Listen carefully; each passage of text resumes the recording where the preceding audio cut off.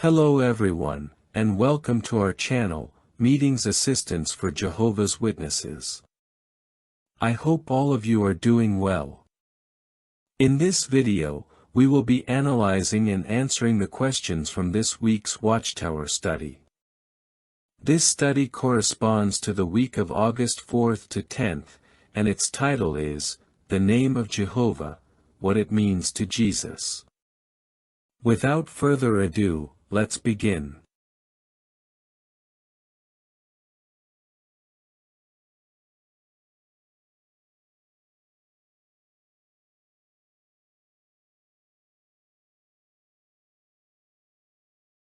Let's look at questions 1 and 2, Part A. What did Jesus do the night before he died? The night before he died, Jesus gathered with his apostles, shared a special meal with them, gave them words of encouragement, and then offered a very deep prayer. Additional comments. In John 17:1, Jesus asks his Father to help him accomplish his mission. This shows that, even though he was about to suffer greatly, he was more focused on doing God's will than on himself. In John 17:6, Jesus talks about how he helped his disciples come to know God. This teaches us that it was very important for Jesus to teach about his Father and to train his followers. Let's look at questions 1 and 2, Part B. What will we answer in this article? In this article, we will see what concerned Jesus at that moment and what was most important to him during his time on earth. Let's move on to the first subheading, I have made your name known. Let's look at question 3. What did Jesus say about the name of Jehovah, and what did he mean? John 17:6-26.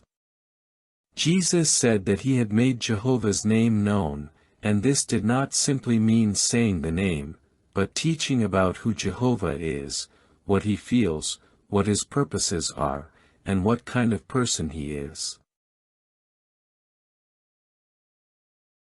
Additional comments. In John 17:6, Jesus says that he made God's name known.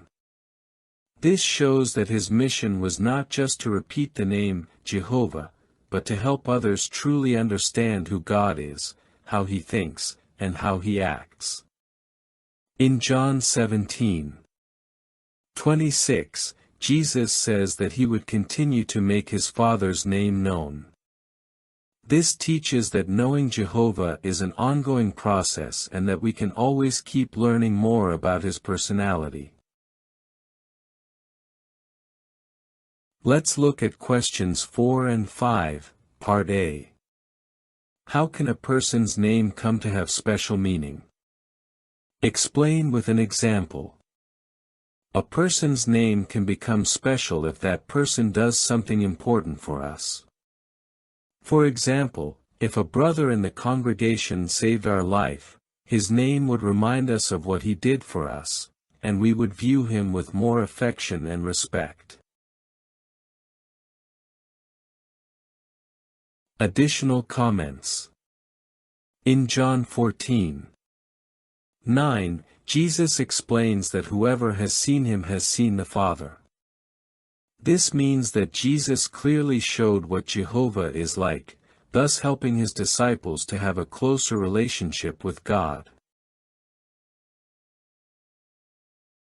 Let's look at questions 4 and 5, Part B. How did Jehovah's name come to have very special meaning for the apostles? Jehovah's name became very special for the apostles because, by seeing and listening to Jesus, they better understood what Jehovah is like. Through his actions and teachings, Jesus showed them the true personality of his Father. Additional comments. In John 17:4, 3. Jesus says that everlasting life depends on knowing Jehovah and His Son. This highlights the importance of understanding not just God's name, but also His nature and His love. Let's move on to the second subheading, your own name, which you gave me. Let's look at question 6. What did Jesus mean when He said that Jehovah had given Him His own name? When Jesus said that Jehovah had given Him His own name, He meant that He represented Jehovah and spoke in His name. It does not mean that He was called Jehovah, but that He acted with His authority and carried His name with honor. Additional comments. In John 5:43, Jesus says that He came in His Father's name. This shows that everything He did was with Jehovah's approval and to honor Him, like a son who represents his father well. In John 10:25, Jesus mentions that the works He performs are done in His Father's name. This makes it clear that His miracles and teachings were not by His own power, but with Jehovah's power and support. Let's look at question 7. Explain with an example why Jesus could speak in Jehovah's name. Jesus could speak in Jehovah's name because Jehovah appointed Him as His representative, just as an ambassador speaks on behalf of the ruler who sent him and has his backing. Additional comments. In Matthew 21:9, people recognize that Jesus came in the name of Jehovah. This shows that they understood He had God's support and authority. In Luke 13:35, Jesus told the Jews that they would not see Him again until they acknowledged that He came in Jehovah's name. This highlights that Jesus did not act on His own, but as His Father's envoy. Let's look at question 8. In what sense was Jehovah's name in Jesus before He came to earth? Exodus 23:20-21.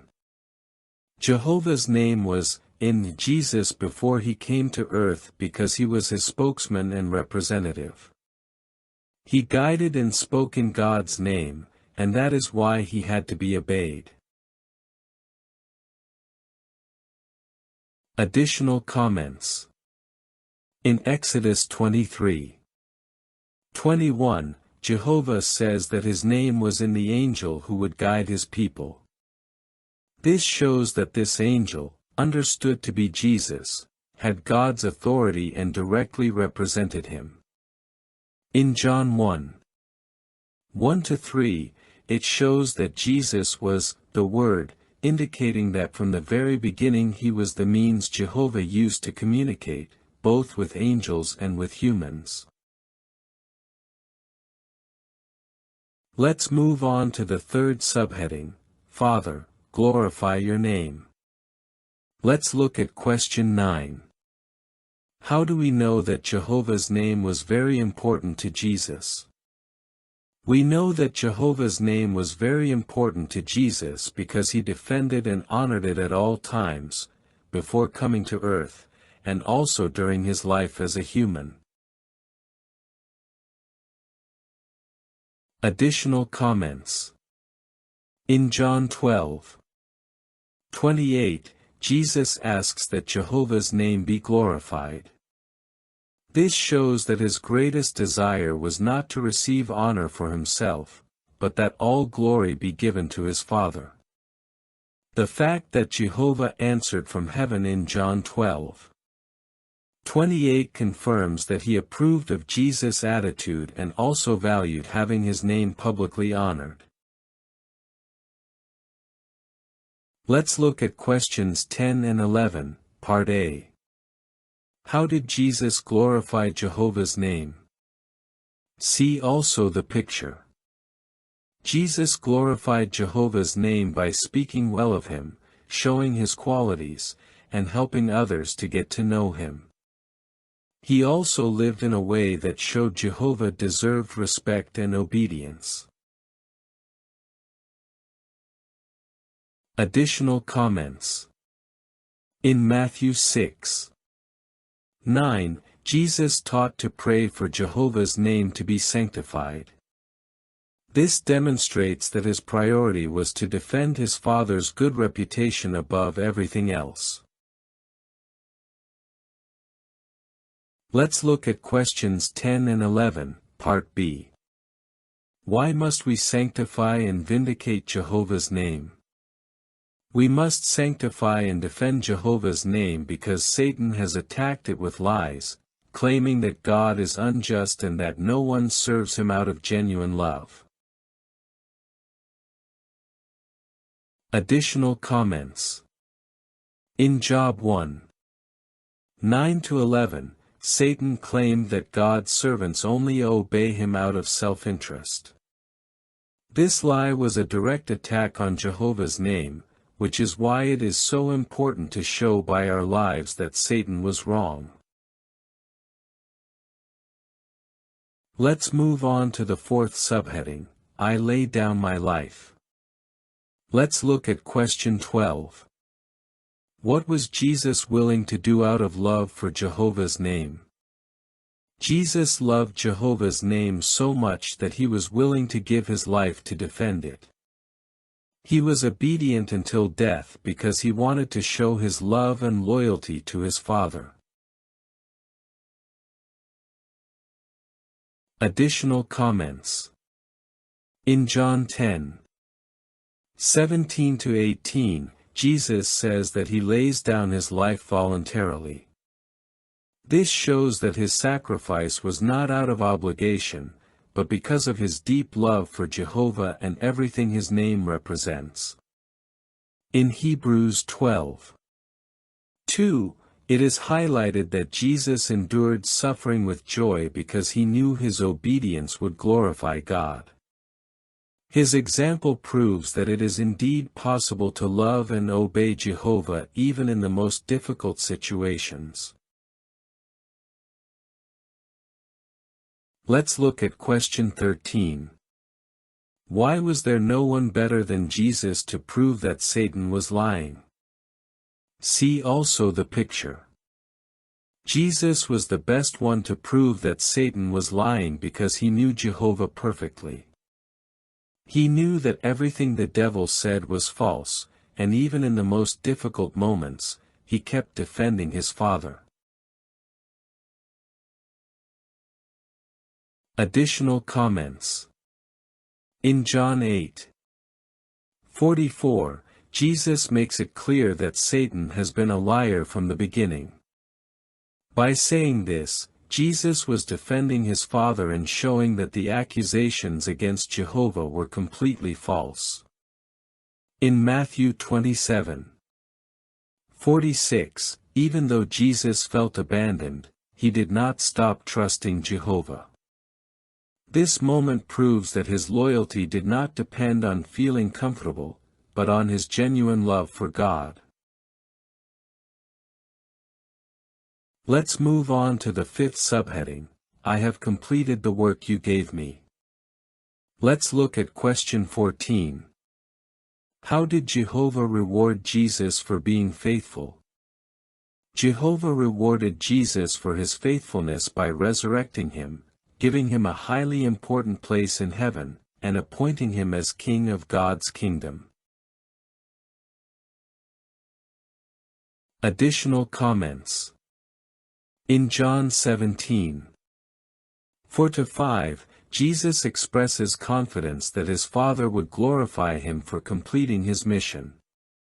This shows that Jesus knew Jehovah always fulfills his promises to those loyal to him. In Philippians 2:8-9, it explains that, because he was obedient to the point of death, God elevated him to a superior position. This reward highlights how much Jehovah values sincere and complete loyalty. Let's look at question 15. What else will Jesus accomplish? Jesus will destroy God's enemies at Armageddon, imprison Satan, rule for 1,000 years, bring peace, resurrect the dead, and make the earth a paradise. Additional comments. In Revelation 20, 1-3, it shows that Jesus will have the power to imprison Satan. This gives us hope because we know that soon the cause of all suffering will be stopped. In Revelation 21, 1-4, it promises that Jesus will eliminate pain, death, and tears. Thanks to his rulership, Jehovah's beautiful purpose for humanity will finally come true. Let's look at question 16. What will life be like when the 1,000-year reign ends? When the 1,000-year reign ends, all humans will be perfect, there will be no sin or death, and everyone will be able to draw close to Jehovah directly without the need for a mediator. Additional comments. In 1 Corinthians 15, 25-26, it is mentioned that the last enemy to be eliminated will be death. This assures us that Jehovah's ultimate purpose is to give perfect, everlasting life to humanity. When sin and imperfection disappear, as 1 Corinthians 15, 25-26 says, humans will be able to have a direct and complete relationship with Jehovah, just as he always intended from the beginning. Let's look at questions 17 and 18, Part A. What will happen at the end of the 1,000-year reign? At the end of the 1,000-year reign, it will be clear that Satan lied about Jehovah, and his name will have been completely defended and honored before all. Additional comments. In 1 Corinthians 15, 24, it explains that Jesus will hand over the kingdom to God at the end, showing that his role as ruler is temporary and that he has always recognized his Father's authority. Let's look at questions 17 and 18, Part B. What will Jesus do when his reign ends? 1 Corinthians 15, 24, 28, see also the picture. When his reign ends, Jesus will hand over the kingdom to his Father and will willingly submit to him, showing his love and loyalty to Jehovah. Additional comments. In 1 Corinthians 15, 28, it is emphasized that Jesus will be completely subject to Jehovah. Unlike Satan, Jesus will be obedient to the very end, showing his deep love and his desire for Jehovah to rule forever. Let's look at question 19. What does Jehovah's name mean to Jesus? For Jesus, Jehovah's name means everything. He has defended it with his life and will continue to honor it until the end, when he hands the kingdom over to his Father. Additional comments. In John 17, 6, Jesus said that he made Jehovah's name known, which shows that from the very start his mission was to honor and represent his Father with complete faithfulness. In 1 Corinthians 15, 28, we see that Jesus will hand the kingdom over to Jehovah. This proves that his love for his Father's name is so great that he wants all glory to return to him. Now we will answer the review questions titled, What would you answer? Question 1. How did Jesus make Jehovah's name known to his disciples? Jesus not only taught them God's name, but showed them what Jehovah is really like, his way of thinking, his feelings, his way of acting, and his love. He helped them to know him as a person.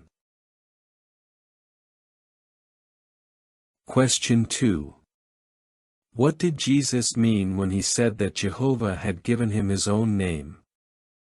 Jesus meant that Jehovah sent him as his representative, with his authority.